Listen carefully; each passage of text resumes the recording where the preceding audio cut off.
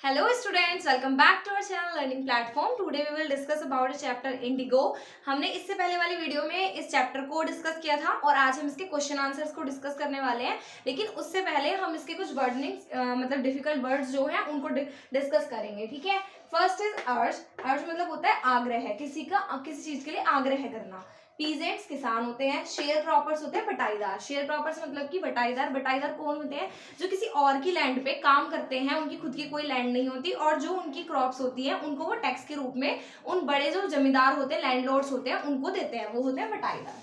Landlord system, जमींदारी प्रथा. Indigo नील, जो कि चैप्टर है इंडिगो हमारा नील की खेती पे बेस्ड है पूरा. ठीक है. एजेम्बल्ड का मतलब होता है एकत्रित करना, इकट्ठा करना किसी चीज को. लीडिंग प्रमुख. सेटलमेंट समझौता, किसी चीज के बीच में समझौता करना. ऑब्लिक मजबूर. लिबरेशन आजादी. कॉन्फ्लिक्ट्स संघर्ष. रेजिस्टेड विरोध किया. पैसिफिस्ट शांतिवादी, जो लोग शांत एकदम शांत से कुछ काम करते हैं जैसे गांधी जी, वो कभी भी नहीं चाहते थे कि हिंसा हो किसी भी काम में. सेल्फ रिलायंस मतलब होता है आत्मनिर्भरता. किसी भी चीज के लिए आत्मनिर्भरता, सेल्फ होना चाहिए. सेल्फ कॉन्फिडेंस, जैसे हम बोल सकते हैं कि हम अपने एक तरीके से अपने यहाँ पे कुछ कर सकते हैं. देखो ये वर्डनिंग्स हो गए, इसके कुछ डिफिकल्ट वर्ड्स हो गए. उसके बाद हम क्वेश्चन आंसर्स को डिस्कस करेंगे. इसमें जो मोस्ट इंपॉर्टेंट है, जो प्रीवियस ईयर में भी क्वेश्चंस आते हैं, वो कुछ 2 और 3 क्वेश्चंस है जो हर बार रिपीट होते हैं, मोस्टली आते ही हैं. तो वन बाय वन अब हम उनको डिस्कस करने वाले हैं. ठीक है. तो स्टार्ट करते हैं. हाँ जी स्टूडेंट्स, तो आपके सामने मैंने एक क्वेश्चन को नोट डाउन किया हुआ है. क्वेश्चन नंबर फर्स्ट है इस चैप्टर का और ये आपकी एनसीईआरटी की बुक में भी आपको मिलेगा. लेकिन इस क्वेश्चन की जो मैंने आंसर में लैंग्वेज लिखी है, ये बहुत इजी लैंग्वेज, आपको कहीं नहीं मिलने वाली है. और ये क्वेश्चन मोस्टली आपको टेस्ट में भी देखने को मिलेगा, मतलब एफएज में भी और ऐसे में भी. ऐसे में भी आपको मिलेगा ये और एफए में भी आपको जरूर मिलेगा. इस क्वेश्चन का ये वाला आंसर मोस्टली आता ही आता है, कभी एक आध बारी बीच में स्किप हुआ होगा, लेकिन ये क्वेश्चन बहुत ही इंपॉर्टेंट है इस चैप्टर के लिए. तो question is, why did Gandhiji agree to the planters offer of a 25% refund to the farmer? Gandhi ji क्यों एग्री हो गए थे, क्यों सहमत हो गए थे इस बात से कि जो प्लांटर्स हैं वो 50% के बजाय 25% किसानों को वापस कर रहे थे. गांधी जी क्यों इस बात से एग्री हुए, जबकि गांधी जी तो चाहते थे कि पूरा मिल जाए, लेकिन फिर भी उन्होंने, गांधी जी ने 50% के लिए बोला, लेकिन उन्होंने 25% के लिए बोला. और उसके बावजूद भी जो गांधी जी हैं वो एग्री हो गए थे इस बात से कि हाँ हम 25% के लिए ही एग्री हैं. Answer is, Gandhi ji had asked the indigo planters for a 50% refund to the farmers. जो गांधी जी थे उन्होंने जो इंडिगो के प्लांटर्स थे, जो नीली खेती के प्लांटर्स थे, उनको 50% रिफंड के लिए बोला कि आप 50% रिफंड करोगे, वापस करोगे किसको? फार्मर्स को. But they offered only 25%. लेकिन उन्होंने बोला कि हम 50% तो नहीं देंगे, लेकिन हाँ हम 25% देंगे. उन्होंने ऑफर किया कि हम 25% दे देंगे. Gandhi ji still agree. गांधी जी फिर भी एग्री हो गए टू देयर ऑफर. उनके ऑफर से फिर भी वो सहमत हो गए, क्योंकि for him the amount of the refund was of less important. जो वो पैसे वापस आ रहे थे ना, वो इतने इंपॉर्टेंट नहीं थे गांधी जी के लिए. इंपॉर्टेंट क्या था? मोर इंपॉर्टेंट ये था the fact that the planters had been forced to surrender. Gandhi ji के लिए ये इंपॉर्टेंट था कि वो पैसे वापस आ रहे हैं, ये नहीं. उनके लिए इंपॉर्टेंट था कि जो ये प्लांटर्स है, कम से कम इन्होंने सरेंडर तो किया हमारे सामने, है ना. तो ये एक तरीके से किसका पार्ट हो गया? ये हमारे हक, हमारे राइट्स के लिए. ये उस गांधी जी इस बात से खुश हो गए कि कम से कम इन्होंने हमारे सामने सरेंडर तो किया, हमारे सामने झुके, तो इन्होंने समझौते मतलब एक तरीके से तैयार तो हुए इस बात के लिए, वरना वो तो ब्रिटिश थे, वो तो कभी भी तैयार नहीं होते. सो ही एग्री टू देयर सेटलमेंट. इसी वजह से वो उस सेटलमेंट के लिए एग्री हो गए. होपफुली आपको ये समझ आया होगा. मैं एक बार फिर से आपको बता देती हूँ कि गांधी जी जो थे वो 50% की जगह 25% रिफंड के लिए इसलिए एग्री हो गए थे क्योंकि गांधी जी ने सोचा कि ये इंपॉर्टेंट नहीं है वो हमें रिफंड कर रहे हैं, इंपॉर्टेंट ये है कि कम से कम ये हमारे सामने झुके, तो इन्होंने सेटलमेंट के लिए एग्री तो हुए ही कि 50 नहीं तो 25 देंगे. तो ये एक तरीके से हमारी जीत का पहला स्टेप था, हमारी फ्रीडम की तरफ हमारा एक पहला स्टेप था. तो गांधी जी के लिए वो इंपॉर्टेंट था. तो होपफुली आपको ये समझ आया होगा. आप इसका स्क्रीनशॉट ले सकते हो और इसके बाद हम एक नेक्स्ट क्वेश्चन और समझेंगे, वो भी बहुत इंपॉर्टेंट है, लेकिन पहले आप इसका स्क्रीनशॉट ले लीजिए. हाँ जी स्टूडेंट्स, तो ये हमारा सेकंड क्वेश्चन है. This is second question of this chapter. Question is, how did Gandhi ji help the peasants of Champaran? जो गांधी जी थे उन्होंने कैसे हेल्प की चंपारण के किसानों की, ठीक है। तो एट चंपारण में the British landlord force all the tenants to plant 50% of their holding with indigo and then surrender the entire harvest as rent.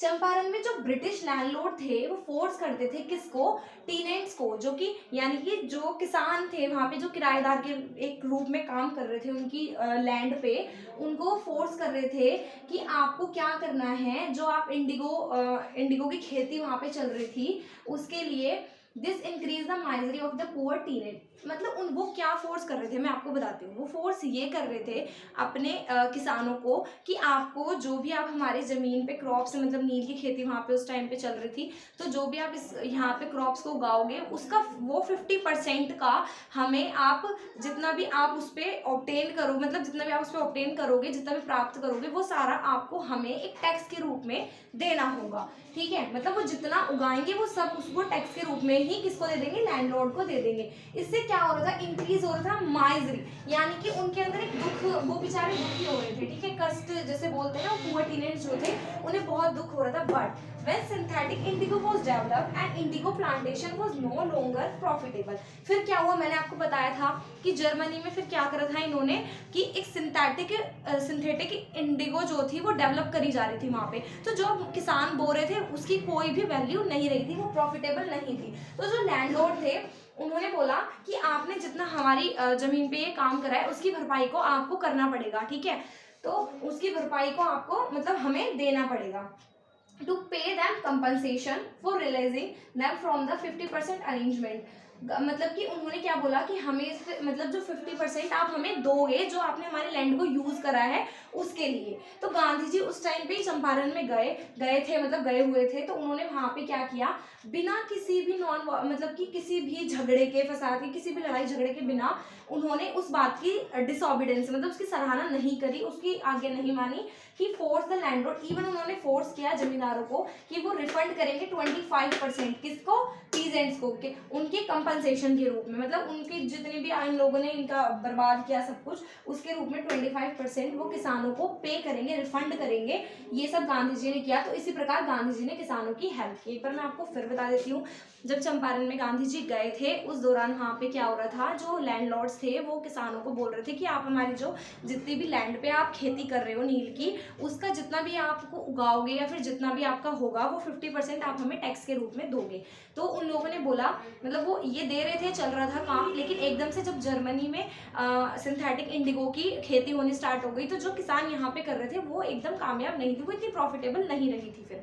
तो उसके लिए जो लैंडलॉर्ड्स थे उन्होंने प्रेशराइज किया किसानों को कि जो आपने हमारी लैंड को यूज किया या फिर जो भी किया है उसकी भरपाई आप हम करोगे और आपको हमारा पैसा वापस, मतलब जितना भी है वो टैक्स हमें देना होगा। तो उस दौरान वहाँ पे गांधी जी पहुंचे, गांधी जी ने ये सब देखा, गांधी जी ने उनकी तो सराहना की ही नहीं, उसको तो बिल्कुल ही डिसएग्री कर दिया उसको कि ये किसान कुछ नहीं देंगे, बल्कि ब्रिटिशर्स जो थे वहाँ पे उस टाइम पे जो लैंडलॉर्ड, उनको ही 25% किसको देना पड़ा, पुअर पीजेंट्स को, यानी कि गरीब किसानों को वापस करना पड़ा। तो इस तरीके से गांधी जी ने चंपारण में किसानों की हेल्प की थी। होपफुली आपको ये समझ आएगा। अगर कोई भी सिंगल भी क्वेरी हो आपकी तो आप कमेंट बॉक्स में पूछ सकते हैं। इसके बाद एक क्वेश्चन और इम्पोर्टेंट है, अभी डिस्कस करते हैं उसको भी, है ना।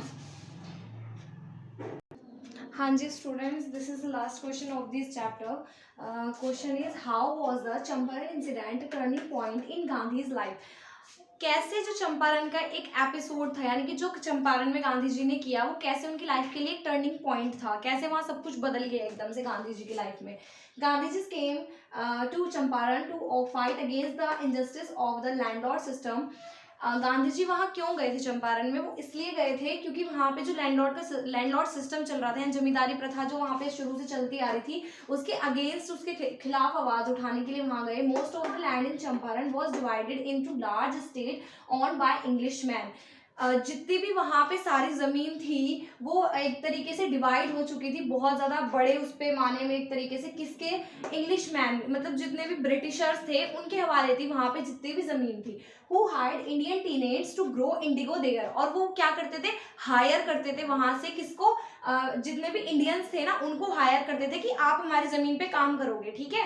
जैसे हम किसी को नौकरी के लिए बोलते हैं ना कि हायर कर लेते हैं हम किसी भी को, इसी तरीके से उन्होंने हु हायर्ड इंडियन टीनेज, उन्होंने इंडियन टीनेंट्स को हायर किया नील की खेती करने के लिए, वहां पे नील उगाने के लिए।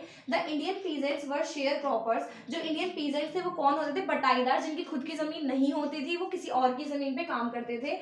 एंड हैड टू सरेंडर, ठीक है, 50% of the indigo harvest to the rent British. उन्हें क्या करना पड़ता था, जितना भी इंडिगो वहां पे उगाते थे उसका 50% उनको किसके रूप में देना पड़ता था, रेंट के रूप में, एक टैक्स के रूप में किसको देना पड़ता था, ब्रिटिशर्स को देना पड़ता था, अपनी जितनी भी उन्होंने खेती की थी उसमें से।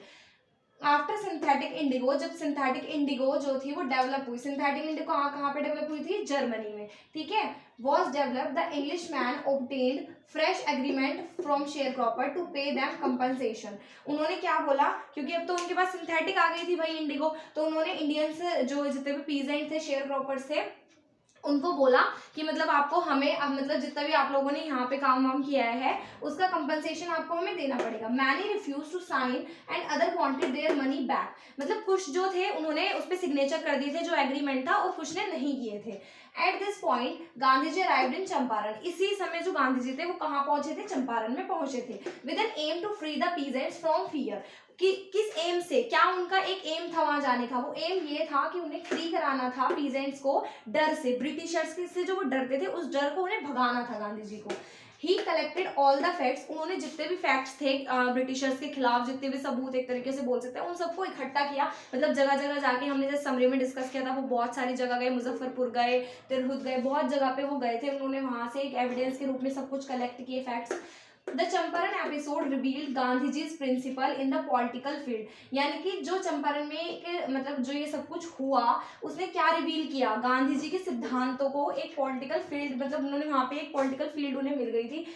Even after winning the peasants battle, और वो एक पीजेंट्स का यानी कि इन किसानों का वो युद्ध जीतने के बाद अगेंस्ट द इंग्लिशमैन के खिलाफ, landlord Gandhi ji state English landlord, हाँ, against the English landlords Gandhi ji stayed in Champaran for the cultural and social upliftment of the poor and the backward of the villages of Champaran. उसके बाद गांधी जी जब ये बैटल तो जीत चुके थे, उसके बाद मैंने आपको लास्ट में बताया था समरी में कि गांधी जी ने ये बैटल जीतने के बाद एक एजुकेशन की फील्ड में अपना कदम बढ़ाया था, और वो चाहते थे कि उनका एनवायरनमेंट बहुत क्लीन हो वहाँ पे जो चंपारण के लोग थे, क्योंकि वहाँ सब पुअर किसान ही रहते थे, पुअर पीजेंट्स ही रहते थे, तो उन्होंने हर चीज़ की तरफ ध्यान दिया, उनके एनवायरनमेंट की तरफ ध्यान दिया, उनकी हेल्थ की तरफ ध्यान दिया, सभी इश्यूज़ को ध्यान में रखा उन्होंने, और उसके बाद वो धीरे धीरे वहाँ पे जो एक बदलाव उन्होंने किया वो उनकी लाइफ का एक टर्निंग पॉइंट था गांधी जी की लाइफ में, जो कि चंपारण के एपिसोड से उनकी लाइफ में आया था। ये 3 क्वेश्चन जो मैंने आपको कराए हैं मोस्ट इंपॉर्टेंट क्वेश्चंस हैं, आप इनको एक बार